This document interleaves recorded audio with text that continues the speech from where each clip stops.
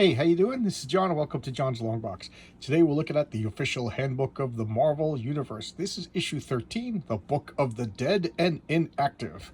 From Airwalker to Man-Wolf. $1. And it's 1982 Marvel Comics Group. Okay, as always, I'd like to see if I could guess the names of the, or if I remember the names of the characters on the cover. That's Baron Strucker. That's the original Black Knight. That's Banshee. That's Mantis, looking exactly like the Mantis in the Guardians of the Galaxy movies. I don't know who that is. I don't know. But this big guy in the background is the living monolith. That's Man-Wolf. Because, well, I'll talk about him when we get to Count... No, that's Count Dracula. That's the maker of worlds. It's either that or Karvak. Karvak. I'm going to go with Karvak. If I'm wrong, I'm wrong. That's Count Nefaria. Captain Marvel. His name is Desmond Pitt, and I forget what his Deathstalker or Darkstalker or something like that.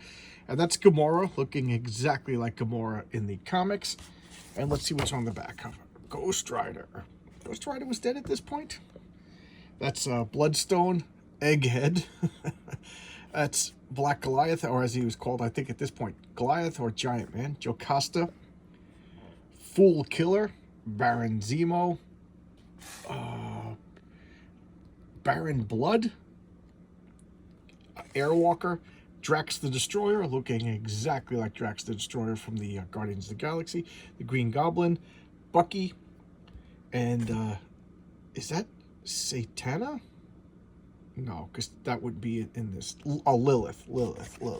Okay, so let's open it up and we'll see how right I am. All right, as always, I like to see if I could... If any of the names I don't recognize. Bill Willingham does Baron Zemo. I gotta check it out. I'm a big Bill Willingham fan. Jim Starlin. Bill Willingham also does Deathstalker. That's his name, Deathstalker. What did I say? Did I say Deathstalker? I don't remember. All right. And this is volume 1, number 13, February 1984. So we got Airwalker, deceased. First appearance, Fantastic Four 123, Real Form, Thor 306. I got both those comics, and I don't remember a damn thing. I got to reread them. I do not remember anything about Airwalker, other than he was the Herald of Galactus. He was killed, and then he made an Airwalker robot. The Ancient One, who was not on the cover. The Ancient One. First appearance, Savage Tales. Strange Tales 111. I have a copy of that. Looks exactly like Tilda Swanson, doesn't that? Amazing. I just think it's funny that they gender swapped and race swapped a character, and then people got mad because they finally had a strong Asian represented character. And I just can't stand when they race swap or gender swap, because either race and gender is a big deal or it's not a big deal. And if it is a big deal, then leave it alone, because that's changing the race and gender is the character. And if you change the race and gender of a character, then is it truly that character?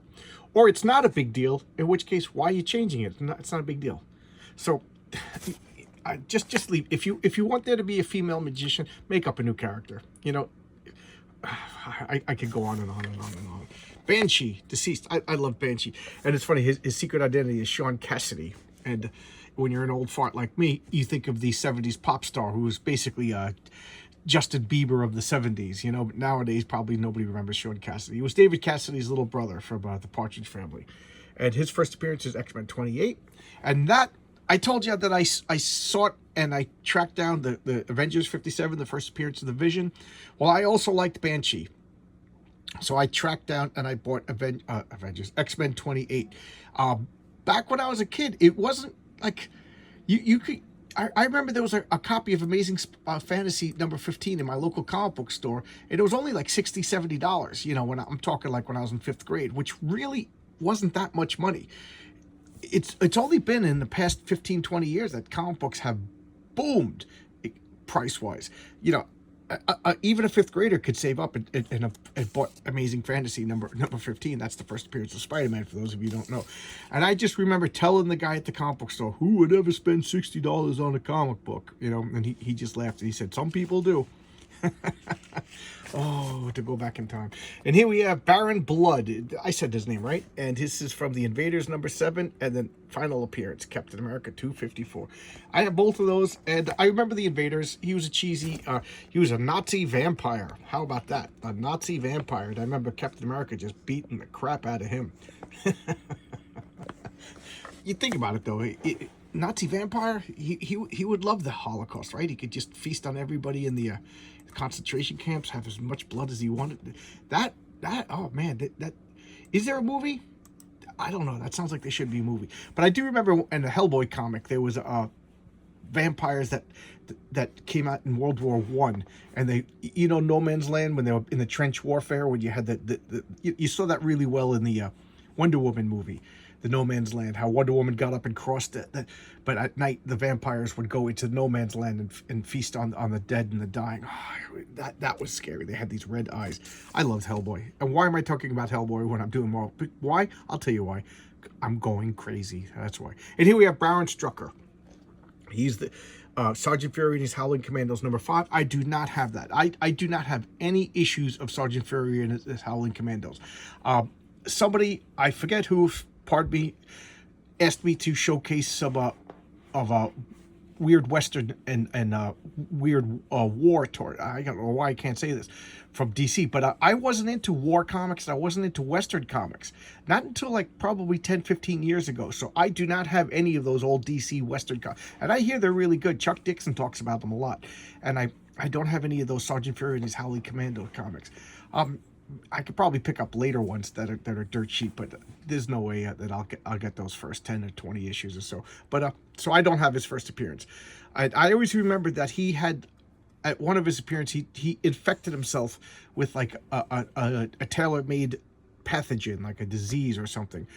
And as long as he was alive, his body would produce enzymes that would keep it dormant. But if he ever was to be killed, this disease would spring out of his decaying corpse and destroy mankind. So superheroes and his foes were best to leave him alive. I thought that was pretty clever.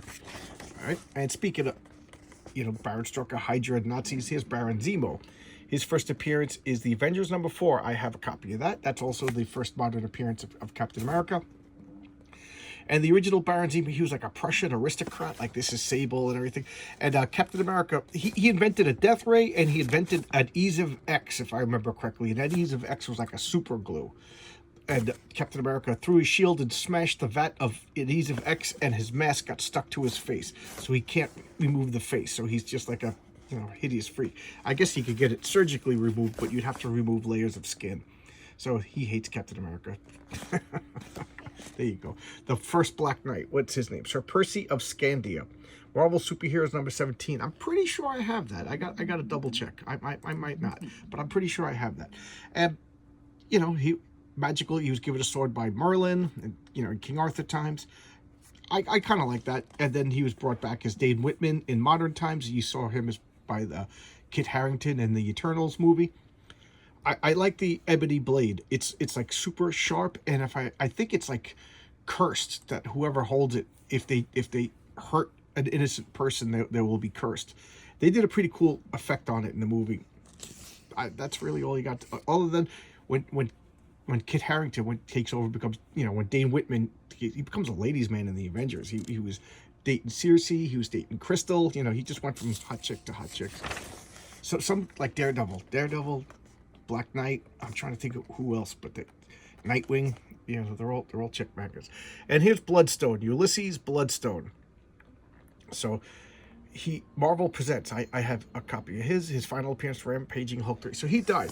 He was like a caveman, and a meteor crashed, and he found this piece of stone that got embedded in his chest, and it granted him like superhuman powers and immortality. So he's like immortal Laura Croft. And then they killed him off, and his daughter inherited the Bloodstone, and then now this unique Bloodstone, there's copies of it. Now his son inherited the Bloodstone, so there's two Bloodstones. I just don't like when they make, like, I got no problem with him dying and somebody else takes over. That's cool. He never really reached that iconic status. Once you reach that iconic status, like Superman, Batman, you're set in stone. But like Bloodstone he didn't become a household name. So it's okay. So they gave it to his daughter. So that's fine. But then it's his daughter and his son, so there's two people named Bloodstone. That just dilutes the superhero. I don't like that. And Bucky, and this used to be like a comic book ad. Nobody in comic book stays dead but Uncle Ben and Bucky. And now we all know that Bucky's back. You know, he's the Winter Soldier. At the very least, at least they gave him a cool story and a cool reason to be around, and it's not that bad. Even diehard old fogey farts like me don't mind that they brought Bucky back. Why? Because a talented writer did it, and he treated the character with respect. He just didn't say, oh, it's a dream. You know, it was a long build-up, a long story with an emotional impact. So anything could be done. You could do anything in comics if you put enough talent, time, and preparation into it. Bringing back Bucky is perfect. Please don't bring back Uncle Ben, though. That will just be too much. For all I know, they did bring back Uncle Ben. I stopped reading Marvel in 2015. This is Captain Marvel Superheroes 18. Not only do I know that I have it, I did a video on it, a showcase on it, one of my first videos. And here he is. Isn't that just a cool costume? I just think that's such a cool costume. And a little backstory on Captain Marvel was, for those of you who do not know, and I seem to be getting a lot of new subscribers, and one of the guys commented that he liked the history lesson. So I thought I was annoying everybody and being long-winded, but I got some positive reinforcement, so I will keep it up. The original Captain Marvel was Billy Batson. He says the magic word Shazam, and he turns into Captain Marvel. That was by Fawcett Comics. And forgive me, but I don't remember the exact year. I think the year was 1941, but I could be wrong. But it was around there. And it was a ripoff of Superman. They wanted a Superman type superhero. So they made, the difference was it was a little boy, says Shazam, gets hit by lightning, boom, turns into Captain Marvel. And DC Comics immediately started suing, and the lawsuit went all the way to 1954. And in 1954, a few things happened. The popularity of superhero comics diminished. You know, for whatever reason, for good or for bad, superheroes kind of got tied into World War II. I don't know what it is, but it just seems natural. I'm not a psychologist or a sociologist. I don't know why. But World War II and superheroes went together like chocolate and peanut butter. So the war was over. And now, you know, Korea was going on. This wasn't such a popular war, and I think superheroes kind of got tied together with war and everything. So I think the popularity went down. Then we also had that Seduction of the Innocent came out that said, like, comic books were the cause of all this juvenile delinquency, and then because of that they had the congressional hearings, and pretty much comic books and anybody who worked on comic books and people that read comic books were given a bad reputation. Only idiots read comics, only perverts and communists made comic books, and so people left comics. The only people that stayed really couldn't find jobs elsewhere, or they changed their names, and people were burning comic books in bonfires. So Fawcett Comics didn't want to keep the lawsuit up. It was just costly. Captain Marvel wasn't selling like it used to be, so they just gave up and to say, here, DC, you got it. So it was done. So DC now acquired Captain Marvel, and they just sat on it. And then there became like a guy who said split Zam. He was called Captain Marvel, and his arms and legs would detach and fly around and beat the crap out of you. There was Marvel Man in England. So the name kind of just fell out, and I think the trademark lapsed. And in 1972, Stan Lee was ordered to jump on the trademark of Captain Marvel. Now, Stan Lee says he didn't want to do it, but I kind of think that's like, I don't know. I don't know how true it is. Stan Lee is known for hyperbole. I got to take a sip of water. But he jumped on. I mean, Stan Lee had no problems jumping on the names The Angel, The Vision, Daredevil. These were all other names that existed, you know, public domain. So he took the name Captain Marvel. And why not? Your Marvel Comics, now you got the name Captain Marvel. So they rushed out this, and they wanted to make it as different from the DC character, I guess, to stop lawsuits. You know, the Fawcett character that's now a DC character. And they quickly trademarked the name. So DC had Captain Marvel, but they couldn't put the name Captain Marvel on their comic books, on the cover. They actually got permission a few times from Marvel Comics to put the name Captain Marvel. So there was two characters called Captain Marvel. The original Shazam and Marvel. And that's the origin of Marvel. So they kind of just, you know, squatted on the name. Can you blame them? and then they didn't know what to do with him. The creative team changed. Originally, he was a spy who came to Earth for the Kree, and he was spying on the Earth, and he was just trying to see what our weaknesses were. And then he kind of fell for humanity and became a good guy, and and then that didn't really work. The comic was almost canceled 3 times, but Marvel was like, we got to keep publishing it. We got to keep the name. We got to keep the trademark Captain Marvel. So it was still in publication and sales, even though it should have been canceled due to low sales. And then Jim Starlin came over and took it over. And they said, yeah, do whatever you want. Who cares?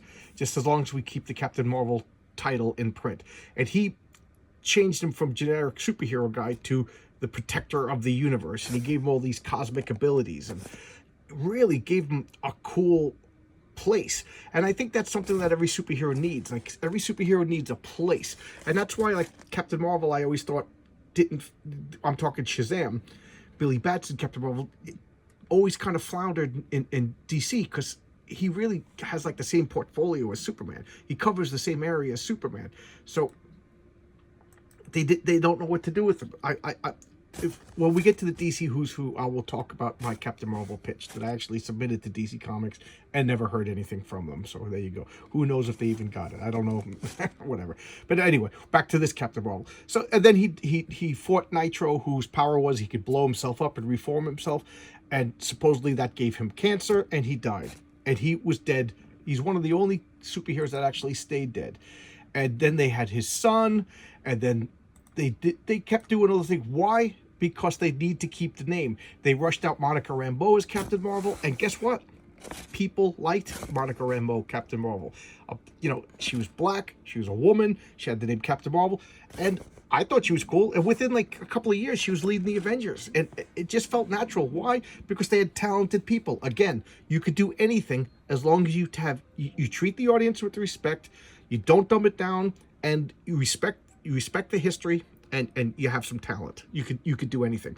They made a black woman Captain Marvel in the 80s, and nobody went berserkowitz. People accepted her, and to the point when they took her name away and gave it to some rushed job Guinness, who was this Captain Marvel's made up son, people were kind of annoyed. I was one of those people. I was like, where'd this guy come from? He's now an adult, and nobody ever mentioned him before. He's but anyway, you get my point. Now, the male Captain Marvel, the third one, was a rush job. The Monica Rambeau one was accepted. So there you go. Well, everybody's crazy. So I don't want to hear about the representation, all that stuff, and diversity. They had it. Why? But they also had talented creators at the same time. End of rant. So now Carol Danvers, she was there from the beginning. She was like the security officer at the Air Force Base, and she got her powers from him. Like, a bomb went off, the magic rays, magic science rays penetrated his body, and it peppered Carol Danvers with his DNA. So she got a copy of his powers, and that's why she became Miss Marvel.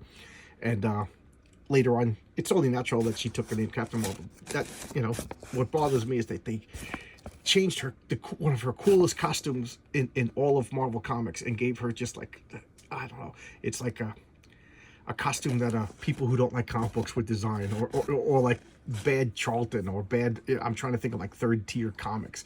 It's just a terrible costume. But enough about Captain Marvel. Let's talk about the Changeling. So this is the guy who I didn't know who he was on the cover. The Changeling.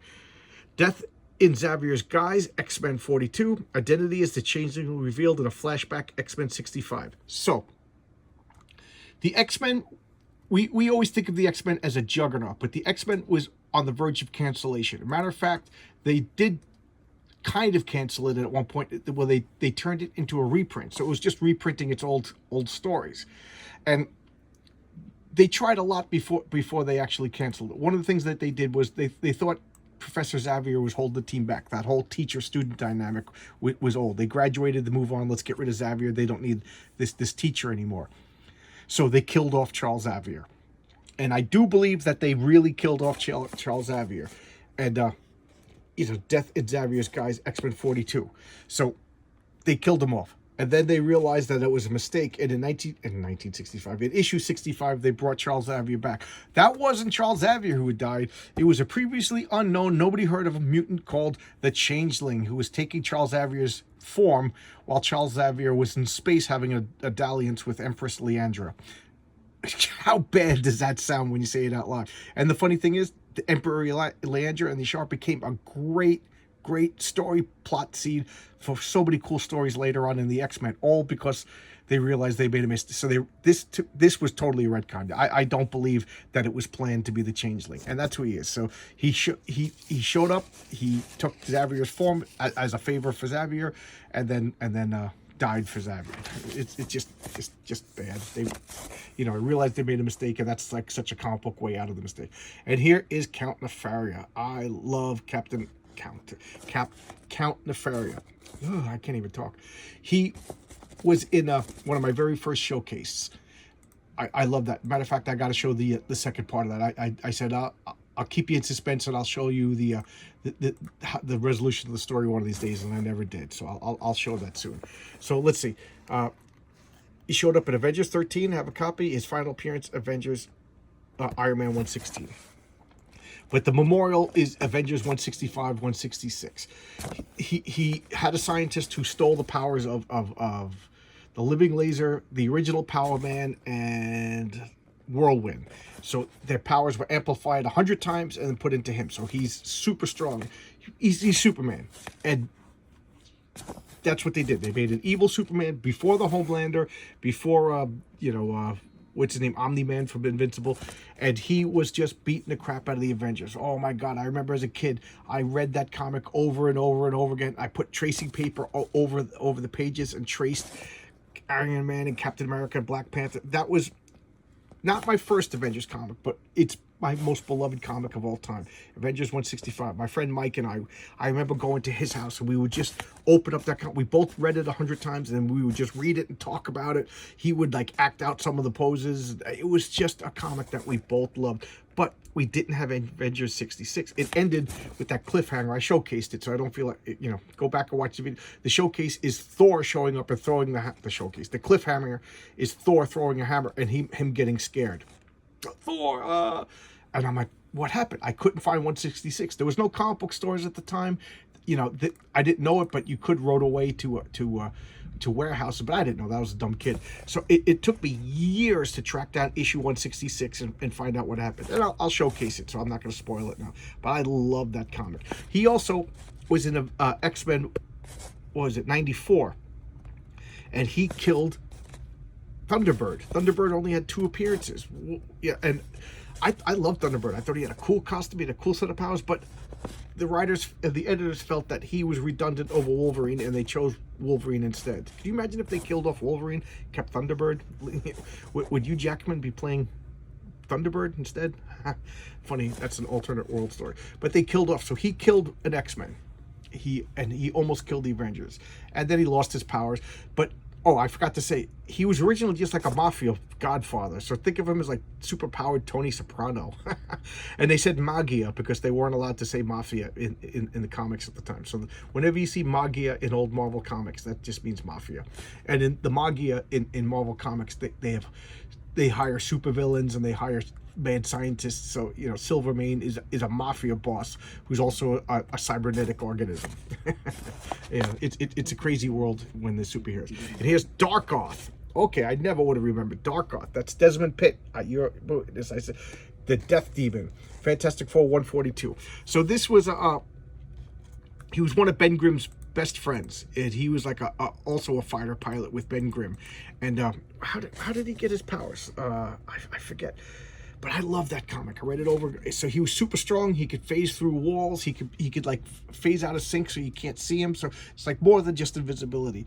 And Ben Grimm had to beat him, and he fought so hard that his heart gave out and he died. It was actually really sad. Like Ben was like trying to save his buddy who was doomed, and Dr. Doom transformed. That's right. Dr. Doom found one of Ben's old friends and an ultimate villain. He transformed him into this demon thing. I love that comic. That was I love that. Here's Deathstalker, who's not on the cover.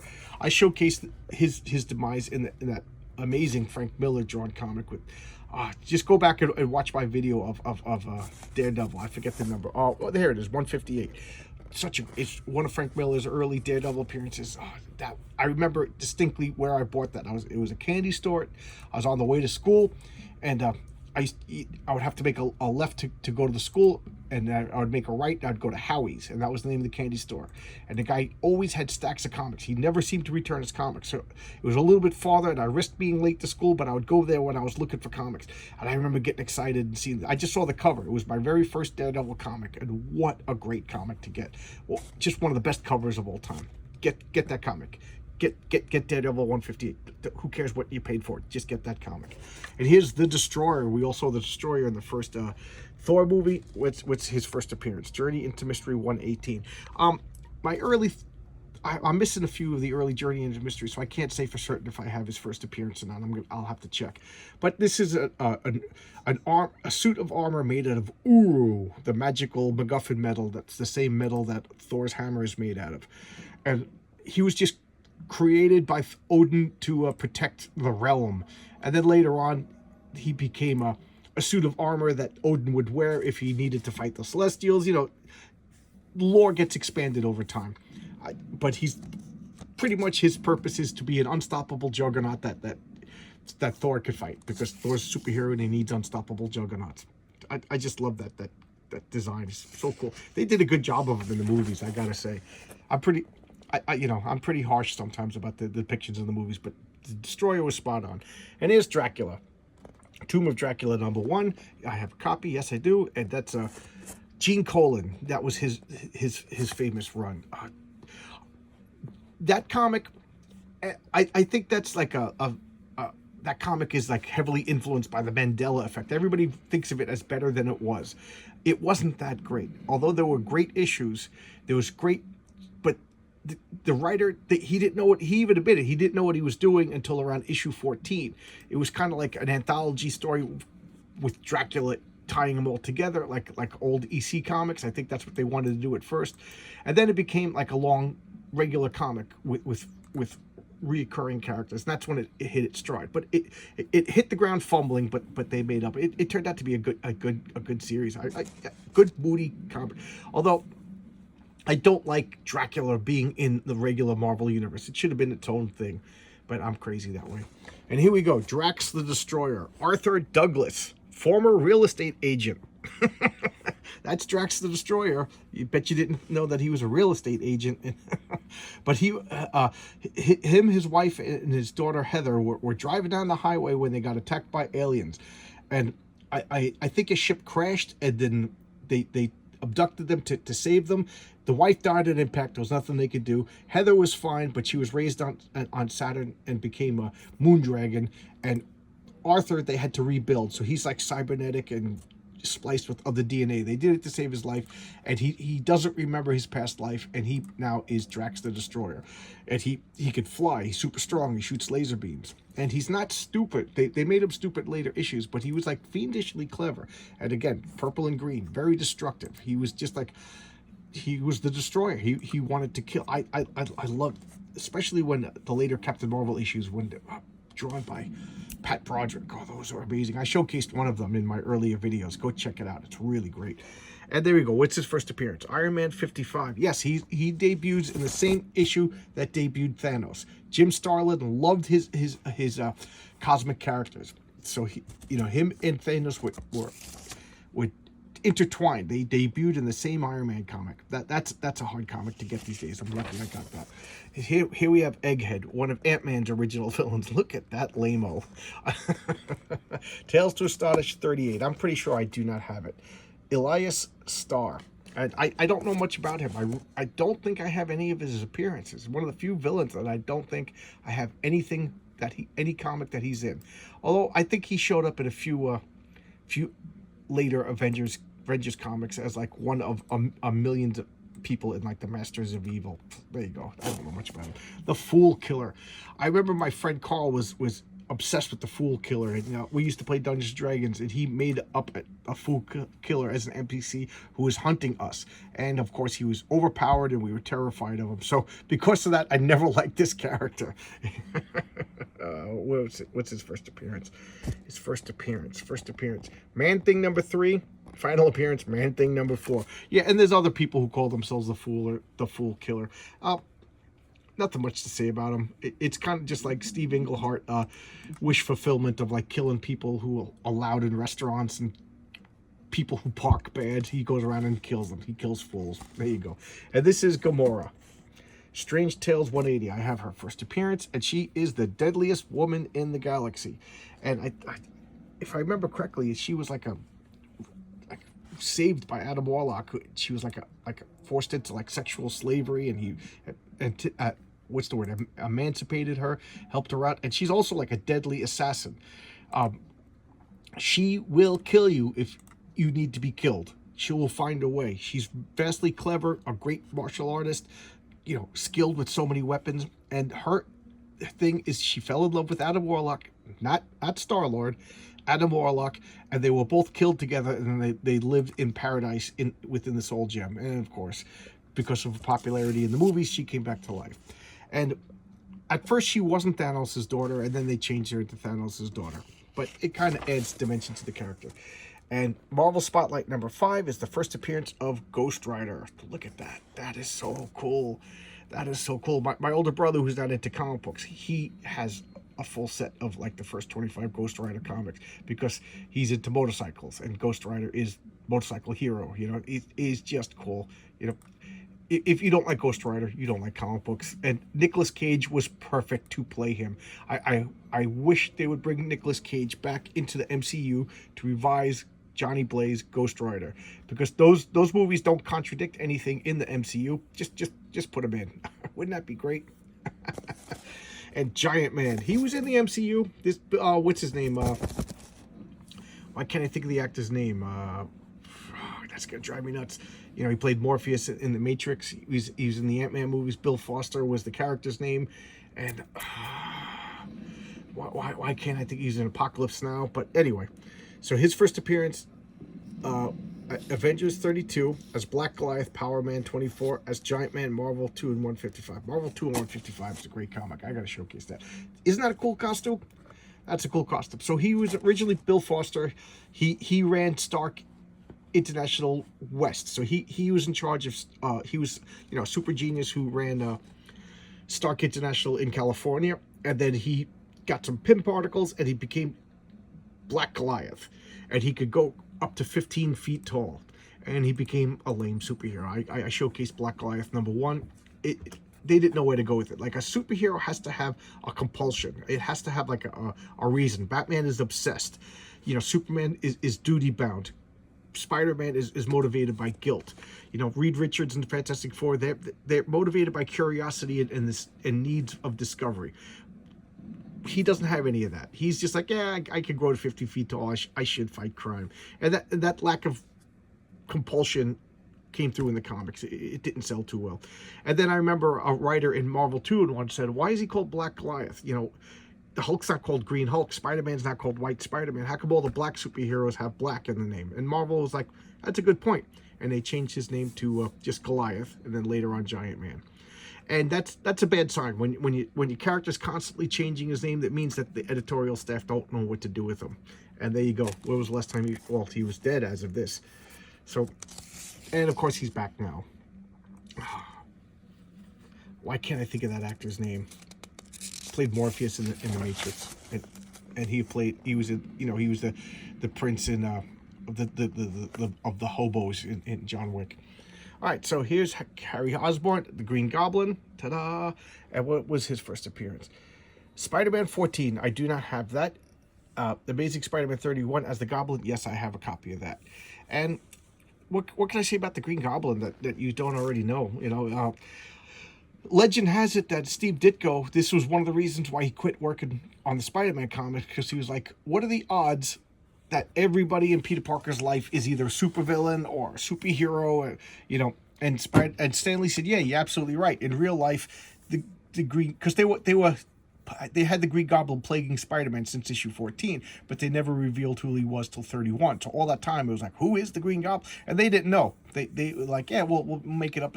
And Steve Ditko was lobbying that it's just some random guy. And Stan Lee's like, no, it's got to be like, well, let's make it Harry's father. And he's like, but what are the odds? And Stan Lee's like, that's drama.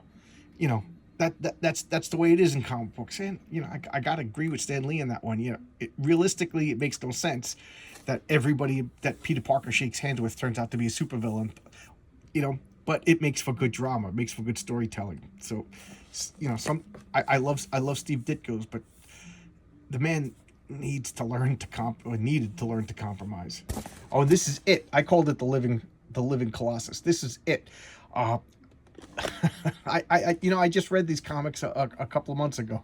They're terrible. He's a giant. He's a person who could turn himself into like a giant stone thing, and he was supposed to be a superhero, and it just stunk. It stunk to high heavens. What was his Tales of Suspense 14, and then his last appearance was Hulk 244. But I read him in what was it? Tales to Astonish, or Astonishing Tales. That's it. Astonishing Tales. Yeah, that and they just canceled it. Matter of fact, because Tales to Astonish started out with Ant-Man, and then they changed it to the Living Colossus, and then after that it became Deathlock, and it even said next issue blah blah blah, and then the next issue came and it was Deathlock because it sold so bad. They just quickly we got to get rid of this guy. Nothing else to say. The Jackal, I never liked this character. Look at that green. He's the clone. He's Professor Miles Warren. He was Spider-Man's biology professor. See, everybody Spider-Man shakes hands with becomes a supervillain, you know, and that's one thing that Steve Ditko, you know, he's like, yeah, he gets on the bus and the bus driver is a supervillain. But so this is Peter Parker's biology professor at college. He's a dirty old man, and he took cell samples of all the hot girls, and he started cloning all the hot girls. And he had a clone of Gwen Stacy, and all right, that was all right. That was a superhero story. What do you want me to say? And then it just became like Gwen Stacy's alive again, and blah blah blah blah. They can't let a dead character stay dead, because Gwen Stacy was reminding us of Peter Parker's weakness. Peter Parker's weakness is guilt. He's guilty because Ben Parker died. Okay, so a couple of years later, you know, realistically, who keeps guilt that long? So now Gwen Stacy died. That reestablishes the status quo that Peter Parker is motivated by guilt. If Peter Parker doesn't have a loved one dying, that's not Peter Parker. That's why the MCU Peter Parker, that I don't know who that character was. That wasn't Spider-Man. That was you know, some guy in a Spider-Man costume. And then when they had Aunt May die, that made him become Spider-Man. So the last movie I liked because they rectified the mistake. That's like having a Superman movie and he's not from Krypton, or a Batman movie and Batman's parents are still alive. If Uncle Ben, or in this movie's case, Aunt May, if their death wasn't indirectly caused by Peter Parker, then that's not Spider-Man. But anyway, I'm talking too much about the Jackal, who's not even that important. And Joe Casta. Who is Joe Casta? Joe Casta is a living robot that was created by Ultron. So Hank Pym, not Tony Stark, Hank Pym created Joe Casta. And no, Hank Pym created Ultron. I'm sorry, I misspoke. And Ultron created Joe Casta. And then it became like this Shakespearean Oedipus thing where Ultron wants to kill his father and marry his mother. Who's that in Greek mythology? I can't remember now.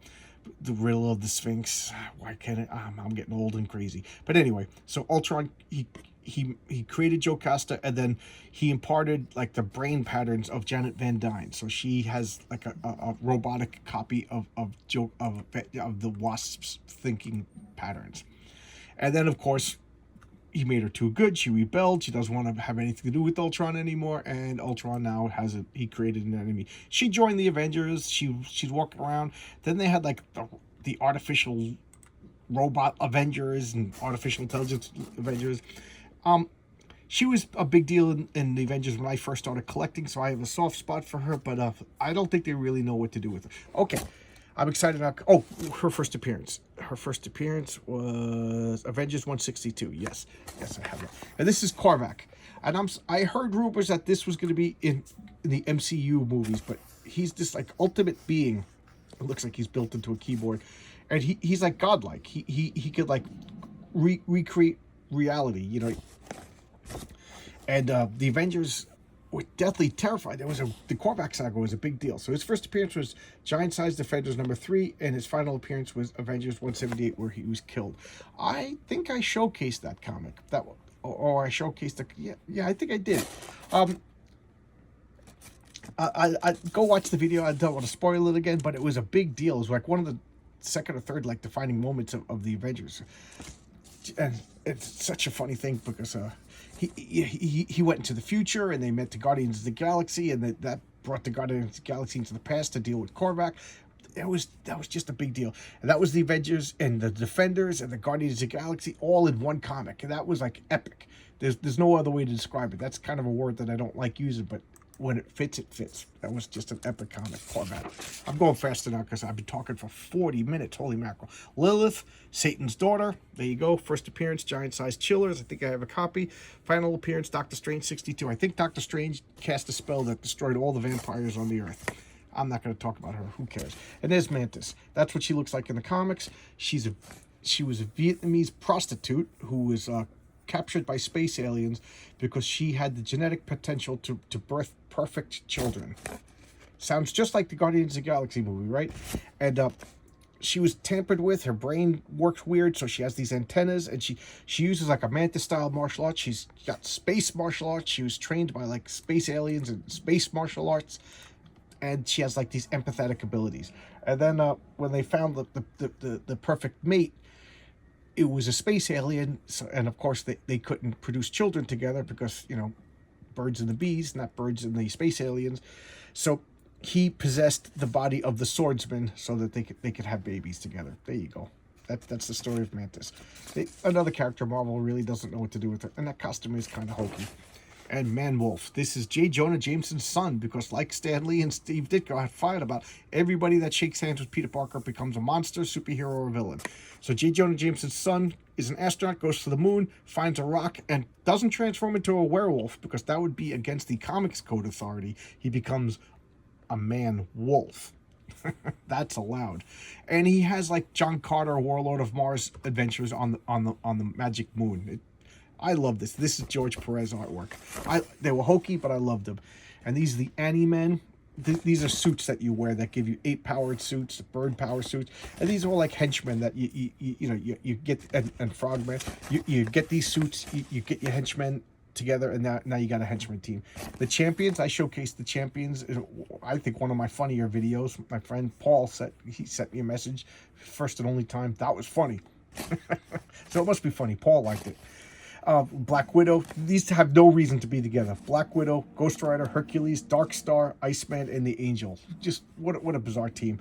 I love this comic though. It was one of my first comics that I was like obsessively collecting, and I didn't find out about it literally until the last issue. I bought the last issue, and then like, when's the next one coming out? Oh, it was canceled.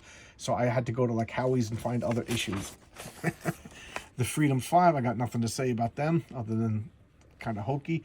The Howling Commandos, again, I told you I never caught this comic, but I think a lot of these guys, you know, get Gabriel Jones. I think a lot of these guys took the Infinity Serum. At least I know these three did. Took the Infinity Serum, and their lifespans are extended. The Invaders, like I said, something about World War II and superheroes just is a perfect fit. I always wonder what happened to Toro. I gotta check this. This was like he was a mutant who could turn into fire, and he became the Human Torch's sidekick because everybody needed a sidekick. And these were the Kid Commandos. They're like, you know, same concept as the Teen Titans. The sidekicks form their own team. The Human Top, the Golden Girl, and who's on the back? The Leatherneck Raiders. These were like a Navy version of you know, the Howling Commandos were the Army, and the Leatherneck Raiders were the Navy, and then the Liberty Legion. These were the you know, a second tier of invaders. Bucky, the Patriot, whose name is Jeffrey Mace, who was in the Agents of S.H.I.E.L.D. comic as the Patriot, who became the leader of S.H.I.E.L.D. This is him in the comic book. They look nothing like Miss America, the Red Raven, Thin Man, the Wizard. So the Wizard and Miss America were thought to be the parents of Quicksilver and the Scarlet Witch for like over a decade in real time. That's kind of memory hold. Nobody remembers that. The Blue Diamond and Jack Frost, and then there's Death. That's the being that Thanos was in love with and tried to kill everybody for, because because it's Death, it could never be satisfied, which makes Thanos a scarier villain in the comics than the stupid one in the movies. And there you go. I know I sped up towards the end, but I was talking for 45 minutes. This has got to be my longest video in one shot. All right, so there you go. This is the Book of the Dead. I got 2 more issues in this series, and then I'm going to do the DC Who's Who. All right? Thanks a lot, everybody. Thank you so much for all the new subscribers. And, oh, man, everybody's commenting today. I'm still small enough that I try to respond to everybody's comments, because why not? You know, it would just be kind of jerky not to respond to you guys. All right, so I'll see you tomorrow with another video. I'm going to look for the Shogun Warriors because somebody requested it. And if you have any other requests for videos, just let me know. If I have the comics, yes, I will gladly showcase them. The hardest part about this channel is finding and picking comics to actually showcase. Okay, thanks a lot. See you tomorrow. Bye-bye.